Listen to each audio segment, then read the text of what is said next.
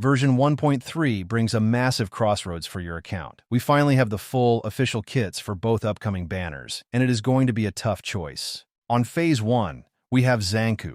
She is a selfish, hyper-aggressive incitation main DPS built entirely around a dual ultimate system and stance switching. Then, on Phase 2, LINKO arrives, an off-field anima enabler that might completely change how team rotations work in Neverness To Everness. We are looking at a classic dilemma. Do you pull for the immediate raw power of a new main DPS, or do you invest in the long-term, universal flexibility of an off-field support? Before you spend your hard-earned pulls, we need to talk about what these two actually bring to the game. In today's video, we are breaking down the official kits for Zankou and LINKO.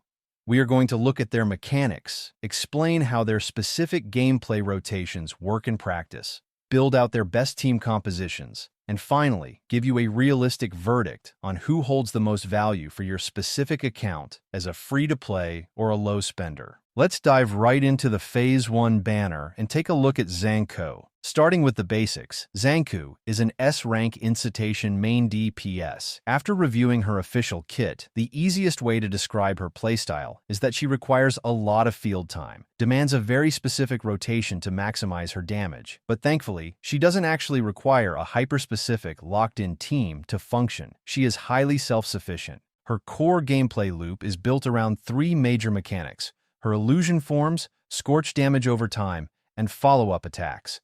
Zankou's kit runs on a two-phase engine, reality form and illusion form. You start every fight in reality form. Here, you are primarily using her basic sword attack strings to build up her core resource gauge. Once that gauge is full, triggering her skill swaps her instantly into illusion form. This is where the rotation gets fun. Illusion form changes the properties of her basic attacks, significantly amplifying her scorch damage over time effects, and allowing her to trigger innate follow-up attacks. You aren't just sitting in one stance mashing buttons. You are actively managing this gauge to ensure you spend as much time in illusion form as possible. But the real star of her kit, and where most of her burst damage comes from, is her double ultimate mechanic. Instead of just pressing Q for a single giant nuke, Zankou features a stance-switching ultimate system. Casting her first ultimate forces a form transition, which resets her combo windows.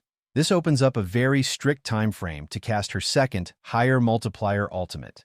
If you miss this window, your DPS falls off a cliff. Because a massive portion of her total damage output is classified as follow-up attack damage, she scales incredibly well with any future teammates that buff that specific damage type.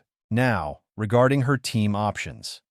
Right now, because the game is still early, we don't have a definitive, mathematically perfect best-in-slot team for her just yet.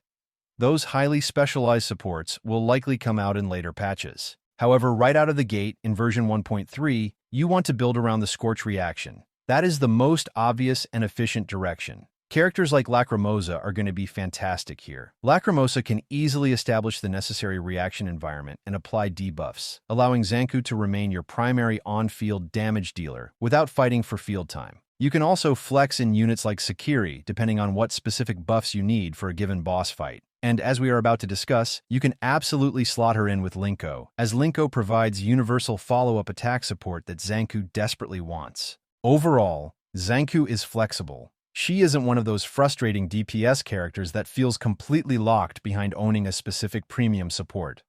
Alright, moving on to LINKO. This is where the 1.3 meta gets really interesting, and honestly, a little dangerous for your wallet.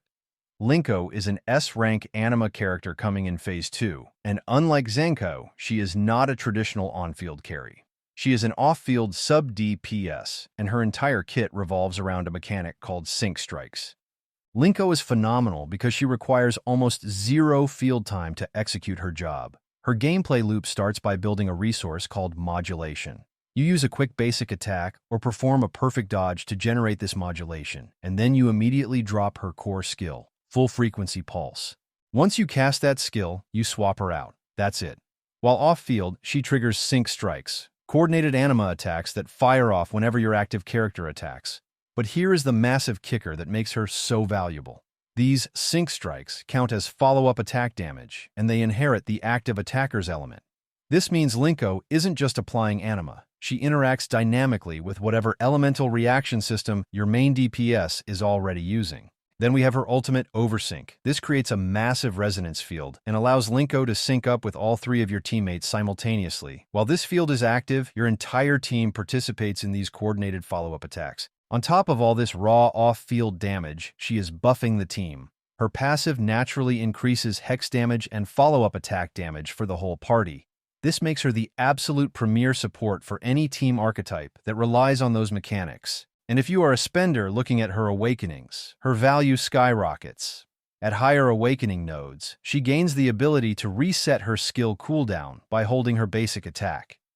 This turns her into what the theory crafting community is already calling a triple cyclinger, meaning she can cycle through her core abilities up to 3 times in a single optimal rotation. It is an insane amount of utility packed into one character. So, let's talk teams.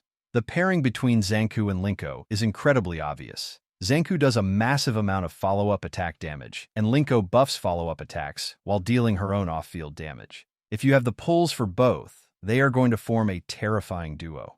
But LINKO's real strength is that she has massive value outside of Zankou. Because she is an anima character who adapts to the field, she can slot perfectly into dedicated mono-anima teams. With characters like Hattori and Nanali returning around this time, you can form a devastating quick-swap anima composition that constantly triggers resonance fields. Ultimately, LINKO is going to have significantly higher long-term value for your account. Main DPS characters like Zankou are amazing, but they are eventually power-crept by the next big damage dealer. Universal, off-field enablers like LINKO stay relevant for years because they just make everyone else on your roster hit harder. So the final verdict, who should you pull for? It really comes down to the current state of your roster. If your account is lacking a premier damage dealer and you are struggling to clear timed boss content, Zankou is an incredibly safe pick. She gives you a powerful incitation DPS with strong burst potential, great animations, and a very satisfying form-switching playstyle.